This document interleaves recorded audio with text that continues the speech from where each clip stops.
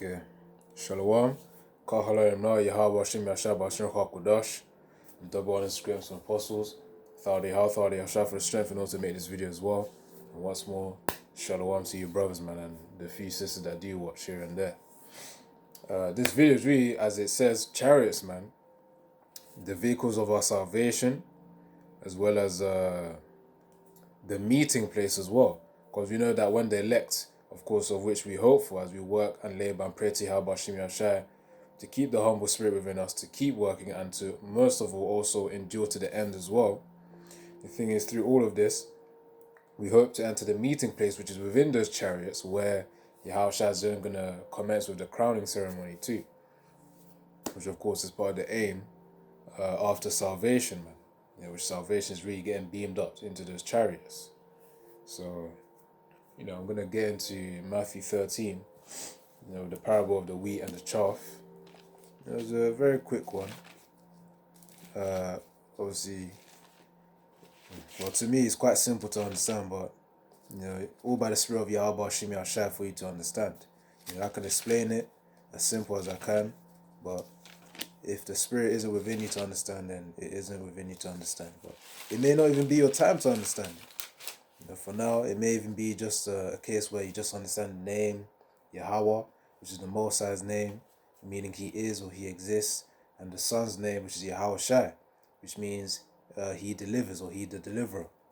He's going to be the deliverer of Israel. That's why His name means He delivers. Yah meaning He, and then Hawashai meaning delivers. Delivers or deliverer. Let me get into Matthew 13. And anyways, man, that's why, we always pray and say how they for the understanding of the scriptures, to be able to understand the apostles, the elders of which He's taught to us.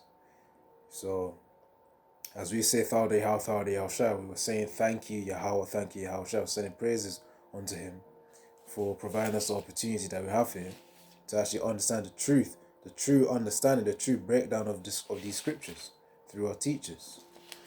But thine eyes shall see thine teachers. That's a scripture as well. Alright, let me get to Matthew 13 now.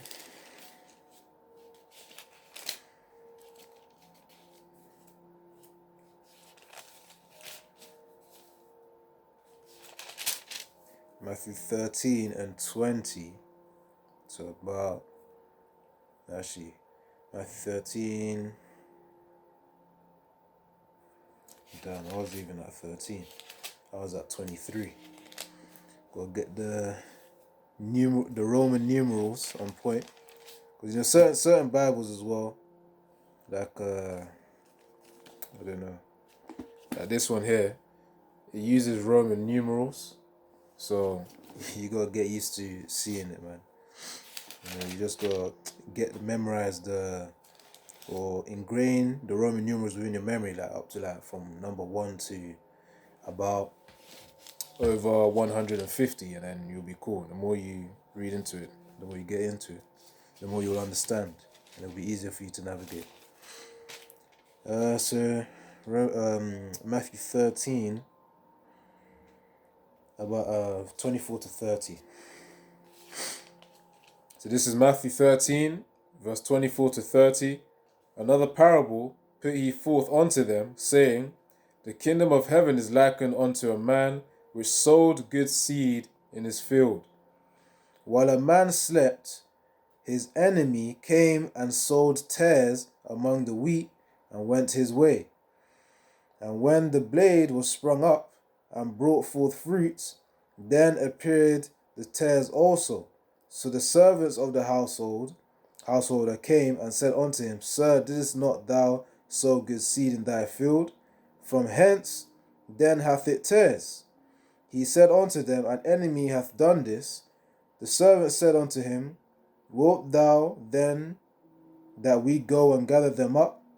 But he said, Nay, lest while ye gather up the tares, ye root up also the wheat with them. Let both grow together until the harvest, and in the time of the harvest will I say to the reapers, Gather ye together first the tares, and bind them in bundles to burn them, but gather the wheat in my barn. So that's just me reading the whole thing there. Let's get to verse 24 again. Matthew 13 and 24. It says, another parable put he forth unto them, Yahushua speaking here, saying, the kingdom of heaven is likened unto a man which sowed good seed and in his field. So of course the field represents the earth. I read the seed. The good seed really is talking about, to be more specific, is really about the elect of Yahweh Bashim Yashai. Because we know Israel right now, they ought to be the good seed, but they're not, following the commandments of Yahweh Yahushua, nor are they repenting first, despite being in this sinful flesh. So verse 25, while men slept, his enemy came and sowed tares among the wheat and went his way. So of course, amongst Israel as well, you may have Israelites which look like Israelites, but really they're Edomites. You're downright Edomites, man, heathens, of the wicked seed, because Esau did go around spreading his seed at some point in history. So that's verse 25. That's why it says sowed tares among the wheat. So amongst the Israelites, the good seed, as I said, more specifically the elect, because in this time really the remnant is going to be saved, not the whole of Israel. But for generalization's sake, I'll say, the wheat as Israel, man, the good seed as Israel. So Esau says his enemy, because we know the enemy of Israel is also Esau, Edom, came and sowed tares among the wheat and went his way. But when the blade was sprung up and brought forth fruit, then appeared the tares also. So of course that's when the confusion came in, man. Having the tares amongst the wheat, the confusion about which one's which one's actually ripe, ready for harvest, which one's supposed to be harvested and gathered. So in verse 27, so the servants of the householder came and said unto him, Sir, didst not thou sow good seed in thy field? From hence then hath it tares. He said unto them, An enemy hath done this.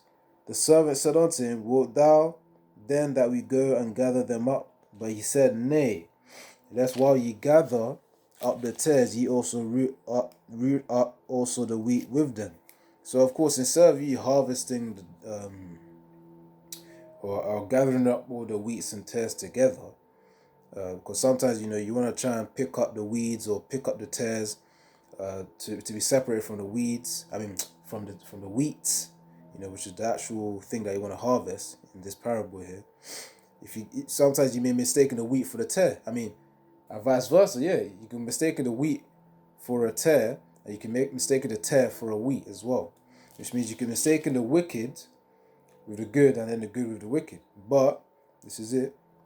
Verse 30, let them grow together until the harvest. And in the time of harvest, I will say to the reapers, which the reapers represent angels, gather ye together first the tares, and bind them in bundles to burn them. That burning represents the nuclear missiles. The nuclear missiles mentioned as arrows in Joel 2, and also they're mentioned in they also mentioned as a great army in Joel 2.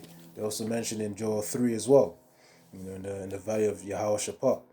So the point is, the nuclear missiles is what's going to actually have the burning, and that's going to be predominantly in America. And the majority of missiles are going to be aimed at America. That's the point for its downfall, where there's going to be that lake of fire. That lake of fire is a reference to an actual hell, because hell is just a mind state, it's a state of condition. But the lake of fire is talking about how America's going to look with all those missiles, hitting the ground constantly, and how much heat is going to be there, as well as the chariots also shooting lasers, which really adds up to that very fervent heat. So with all that heat going on, and talk about World War III, that's why it says the second war, the first war has passed. Actually, the second war has passed, and then the third war cometh quickly. So roughly paraphrasing that one.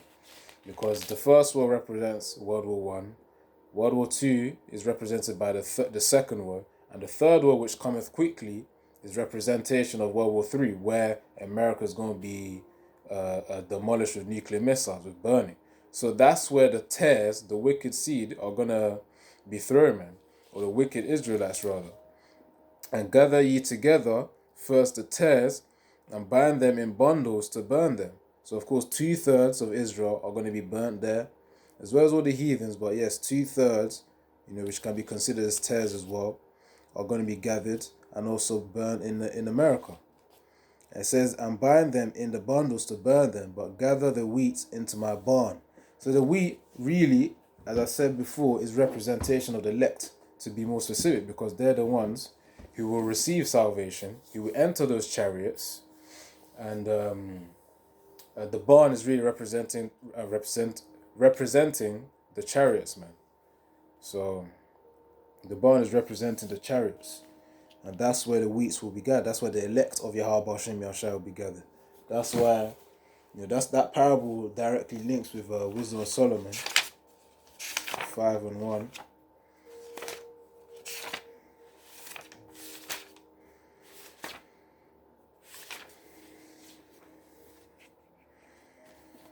Actually, not 5:1, verse 2, really. So this is Wisdom of Solomon chapter 5, verse 2. When they see it, they shall be troubled with terrible fear, and shall be amazed at the strangeness of his salvation, so far beyond all that they looked for. And that's talking about the righteous man. In fact, I'll read verse 1 and verse 2 for more context. So Wisdom of Solomon chapter 5, verse 1 to 2. Then shall the righteous man stand in great boldness before the face of such as have afflicted him, and made no account of his labors.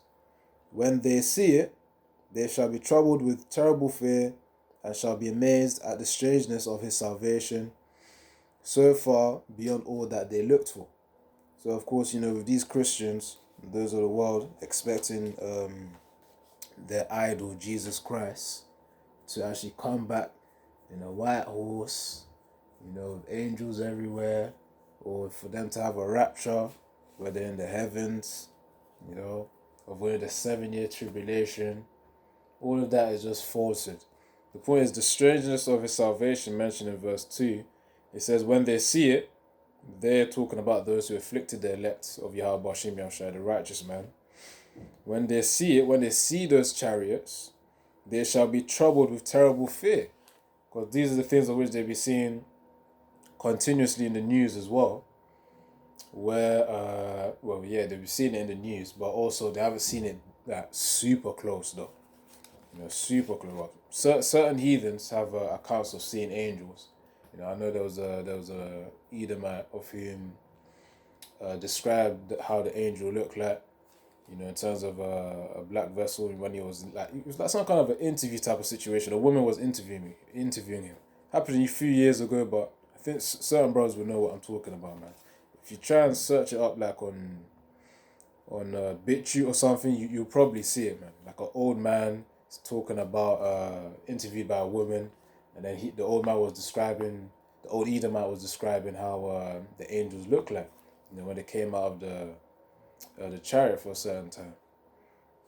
But continue on, it says, when they see it, they shall be troubled with terrible fear, and shall be amazed at the strangeness of his salvation, so far beyond all that they looked for. So with all the expectations of all the possibilities that they're analyzing through, the point is they never saw Yahushua collecting the elect through the chariots, man. 2/3 aren't going to see it. Heathens aren't going to see it. Because, of course, that's why it says, amazed at the strangeness. So when it talks about gathering the wheat into the barn, it's all about gathering the elect of Yahweh Hashem Yahshua into the barn, into the chariots. That's what it represents there. So really the good seed, which ultimately one has to be specific with the remnant being the wheat. Because they're the ones who are actually going to be gathered into the barn. Not all of Israel, only the elect, 144,000, the 1/3 are going to be gathered into the barn through the chariots, man. Alright. I'm going to have to watch the storage space, so we're going to have to do a part 2 here because of the storage. Anyways, let me get a precept here as well. So that was Matthew 13.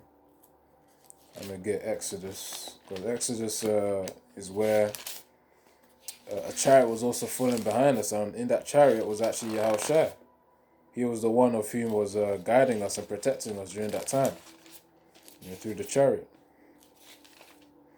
inside of the chariot. Right. Exodus.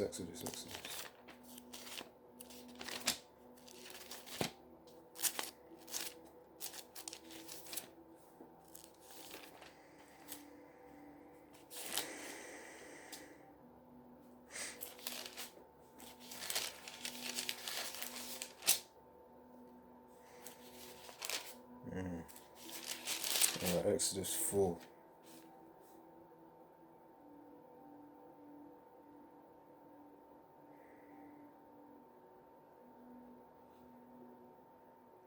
Exodus 4. Exodus 14. What am I doing? Exodus 14.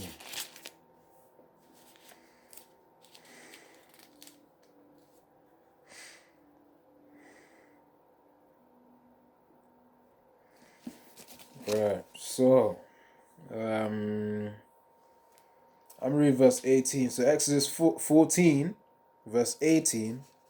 Exodus 14 and 18. And the Egyptians shall know that I am Yahweh when I have gotten me honor upon Pharaoh, upon his chariots, and upon his horsemen. So those chariots of Pharaoh and his horsemen are actually talking about, the wooden ones where they got wheels on them. I think Prince of Egypt illustrated them to a good degree where those are the chariots, man. The chariots of which you saw. For those of you who have seen Prince of Egypt, that animated movie, most of us watched it as we were children as well, where it's actually pretty cool though, the way they animated it too, with the visuals and all. But the point is, the chariots which Pharaoh used to go towards the Israelites before the Red Sea was divided, those are talking about the earthly chariots, those wooden, I don't know what to call them, wooden stalls with wheels, something like that. That's a way to describe it. Where men would stand on them and then the wheels would roll and then horses would pull them. So yeah, that's the talk about the chariot there in verse 18, Exodus 14 and 18. Now verse 19 and 20 are the key points.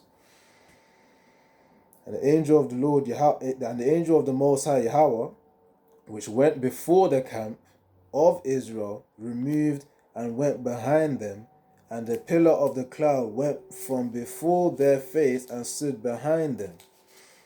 Verse 20, and it came between the camp of the Egyptians and camp of Israel, and it was a cloud and darkness to them, but it gave light by night to these, so that the one came not near the other all the night. So really, let me go back to verse 19. It says, and the angel of the Lord and the angel of the Most High Yahweh, which went before the camp of Israel. That's all about the chariot. That's all about that angel's Yahushai. I'm going to get a precept on that too. The angel's Yahushai, and as well as the angel being Yahushai, he was inside the chariot as well. And he said he went before the camp of Israel. So of course the chariot was in front of Israel, with the whole line of Israel, with the families or whatnot, the chariot was pretty much at the front, man. That's what it's saying. So before the camp of Israel, removed and went behind them. So it could have either teleported back or, quick, swift movement.